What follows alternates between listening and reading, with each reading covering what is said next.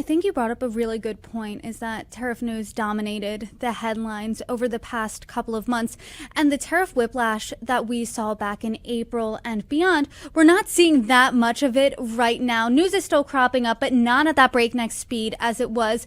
So keeping that in mind, what specifically are you looking out for next? What are some of those signposts for you? I mean, I think from our perspective, I think this is generally agreed or generally held within the business community. Now, the US tariffs are here to stay, whether it's an effective rate of 10, 15, or higher than that. The US tariffs seem to have a degree of stickiness to them. I think one of the key considerations is how do countries respond? And I think the EU move on steel is a potentially dangerous precedent and something we need to be very, very alert to.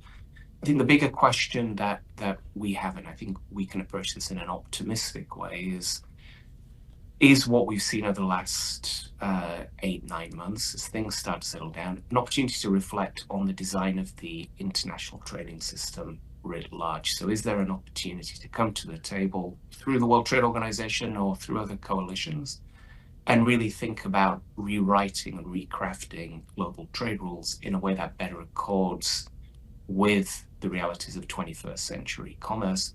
And as part of that, there may be an opportunity, without having to resort to tariffs, to address some of the legitimate concerns the US administration has expressed. So the next few months, we'd like to see an effort, not just to have bilateral negotiations, particularly with the US, or bilateral deals between the EU, Canada, or EU and Australia, but really to think through in a broader multilateral setting, what are the opportunities to create some kind of grand bargain that could really modernize the global trading system and take international commerce genuinely into the 21st century in terms of the underpinning rules.